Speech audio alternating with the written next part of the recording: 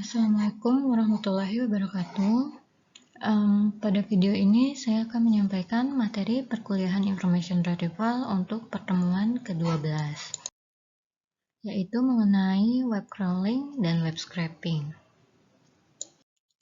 Untuk sub CPMK yang ingin dicapai dari pertemuan kita kali ini, yaitu teman-teman mahasiswa mampu menjelaskan apa yang dimaksud dengan teknik web crawling dan web scraping.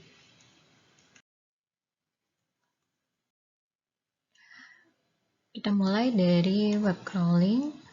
Web crawling adalah proses menggunakan web robot atau dikenal juga dengan spider untuk membaca dan menyimpan seluruh konten dalam sebuah website dengan tujuan pengarsipan atau indexing dalam rangka mendukung search engine atau mesin pencarian.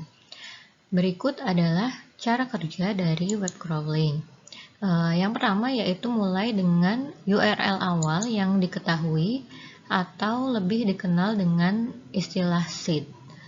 Dari seed URL tersebut, fetch atau ambil kontennya untuk kemudian diindeks, lalu uraikan atau parsing semua URL yang terdapat di situ. Jadi secara teknis yang dimaksud dengan parsing yaitu mengekstraksi URL yang dituju dan kemudian menempatkan URL tersebut di antrian. Setelah itu, ambil setiap URL di antrian dan ulangi kembali proses fetch dan parsing.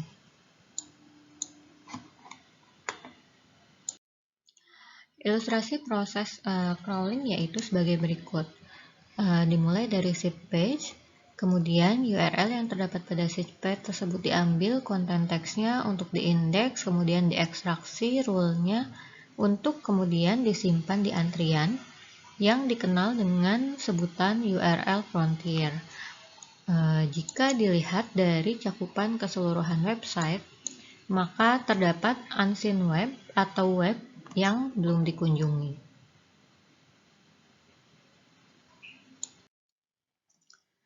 Terdapat beberapa tantangan dalam web crawling. Yang pertama, web crawling tidak dapat dilakukan dalam satu mesin. Karena dari satu seed page saja ada banyak URL yang diekstraksi dan disimpan di antrian, sehingga semua langkah tersebut perlu didistribusikan. Kemudian mungkin terdapat halaman berbahaya seperti halaman spam dan spider thread. Contoh halaman spam yaitu halaman yang biasanya hanya berisi duplikasi dari campuran konten beberapa halaman web tanpa makna. Dengan tujuan sebenarnya untuk menaikkan rank situs webnya. Sedangkan spider trap adalah link jebakan yang menyebabkan infinite loop sehingga dapat menghabiskan resource.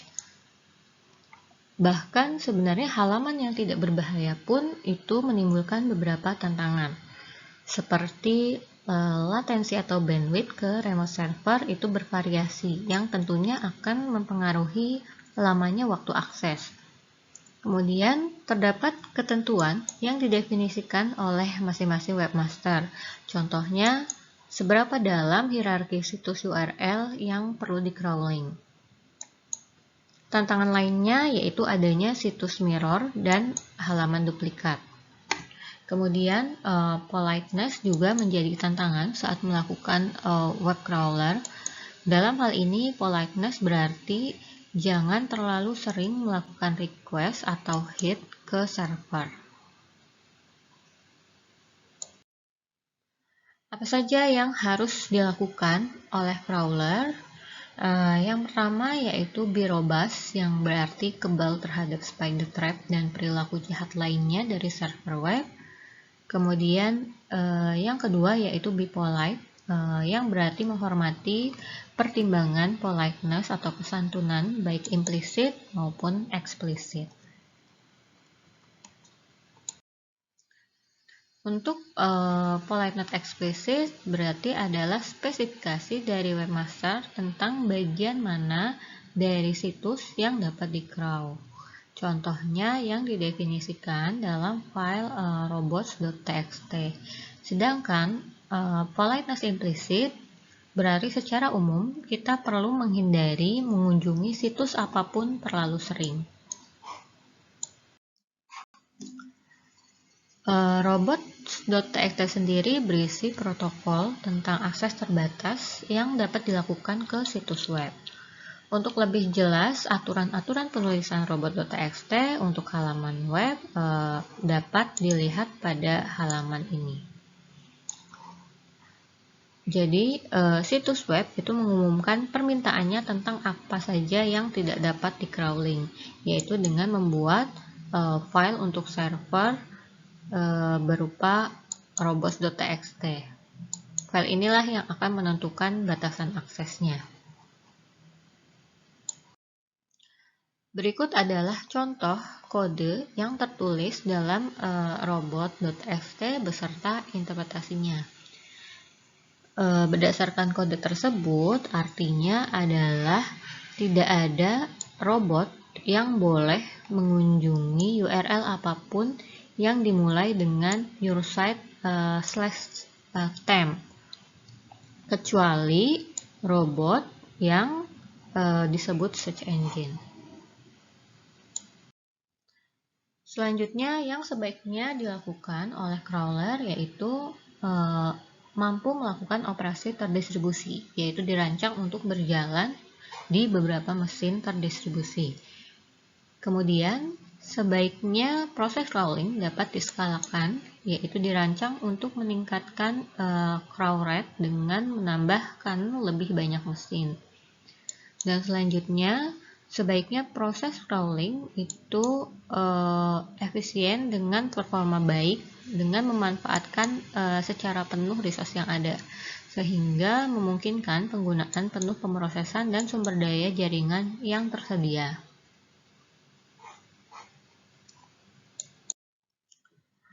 Crawler juga sebaiknya mengambil halaman berkualitas lebih tinggi terlebih dahulu.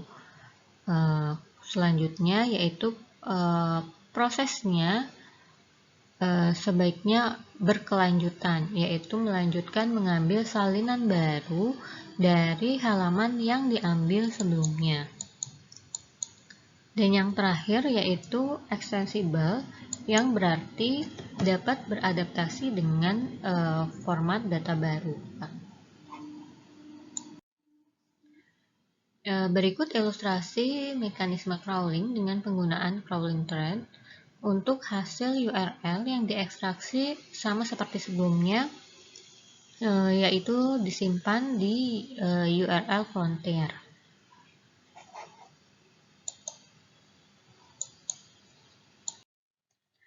Karakteristik dari URL frontier yaitu sebagai berikut.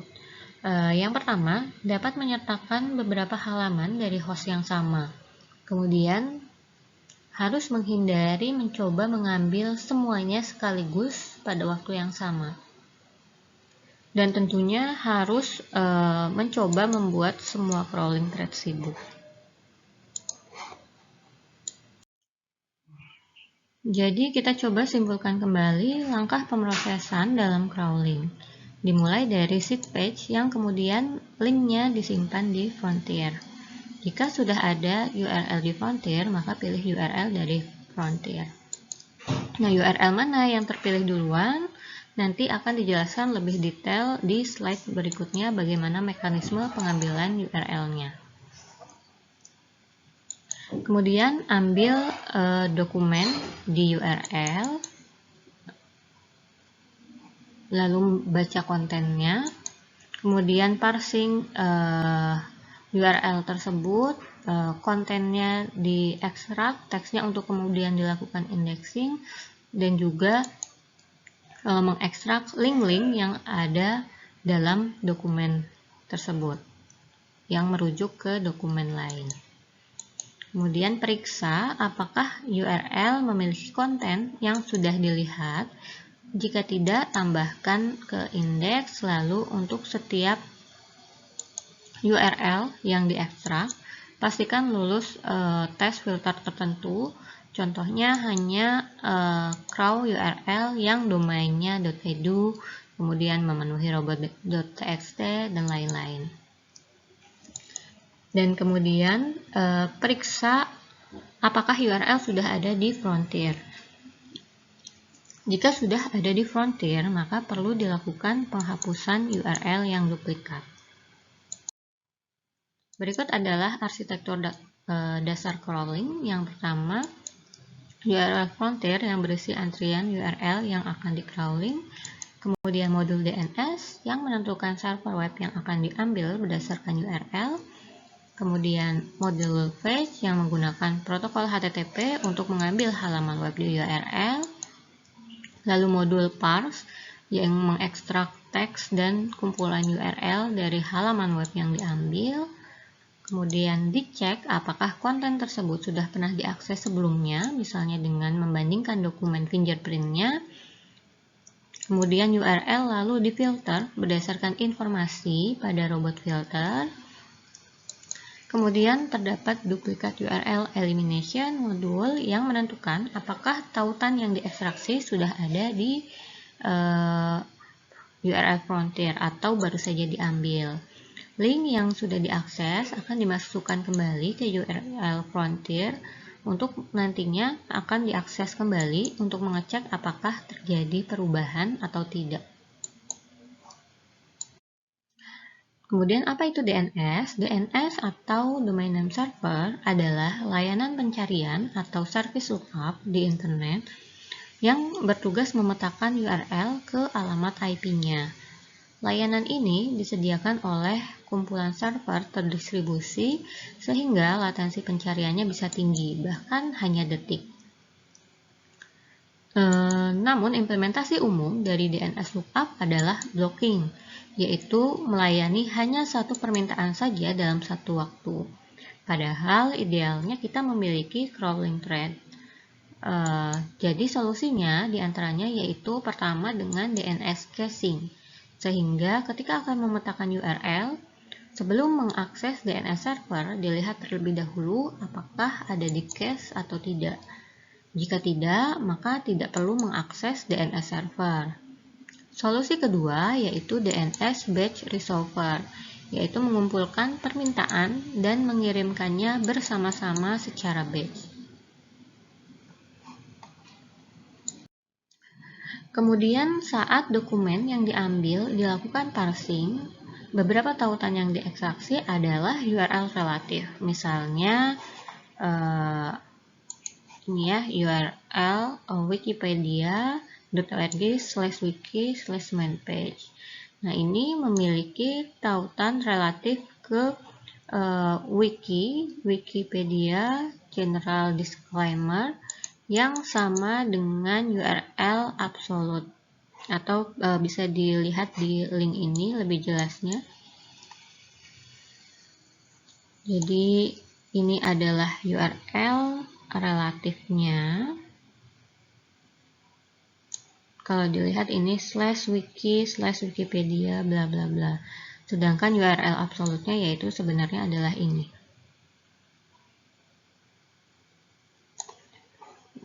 Jadi selama parsing ini harus menormalkan atau memperluas URL relatif tersebut ke URL absolutnya. Kemudian, secara umum, halaman yang duplikasi itu tersebar luas di web.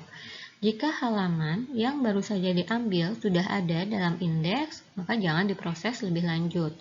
Misalnya, dapat dilakukan verifikasi menggunakan dokumen fingerprint, yaitu bisa dengan menerapkan checksum untuk setiap dokumen. Atau bisa juga dengan membandingkan singles dari dokumen tersebut. Apakah yang dimaksud dengan singles?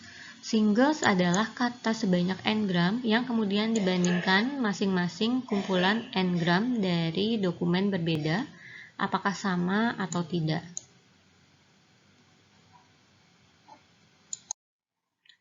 Selanjutnya, pada proses filter dapat memanfaatkan regular expression untuk URL yang akan di-crawling atau tidak.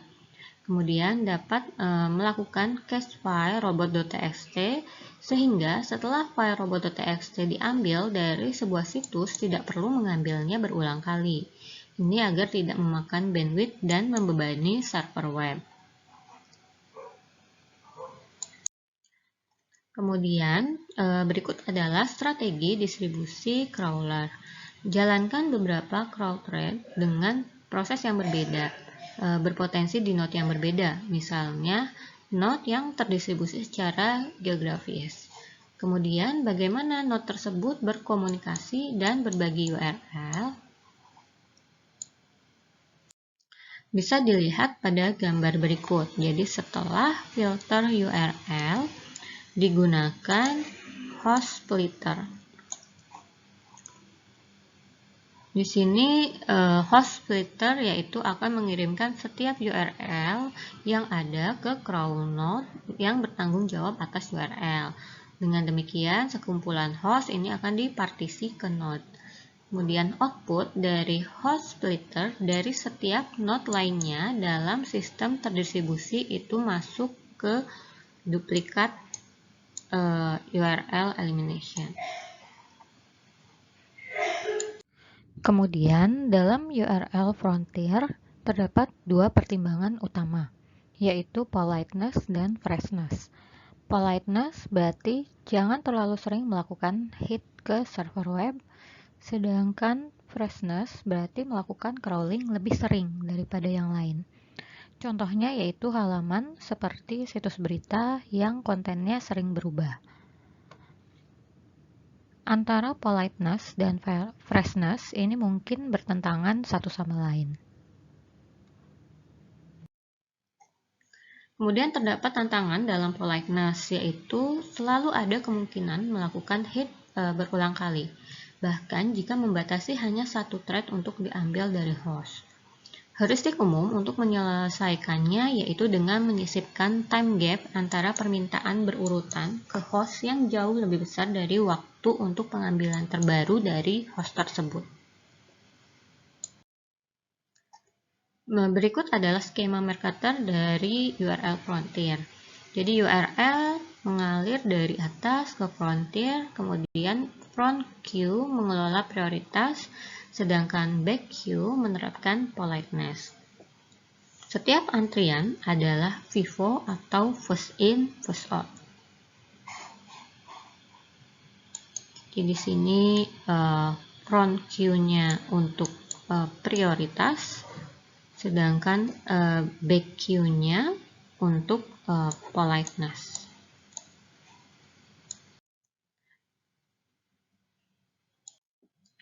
Berikut gambaran dari penentuan prioritas pada front queue. Jadi, prioritizer menetapkan prioritas bilangan bulat ke URL antara 1 dan K, kemudian menambahkan URL ke antrian yang sesuai. Adapun heuristik yang dapat digunakan untuk menetapkan prioritas yaitu bisa berdasarkan visit sebelumnya, yaitu seberapa sering halaman berubah. Dan biasanya juga ini aplikasi spesifik, misalnya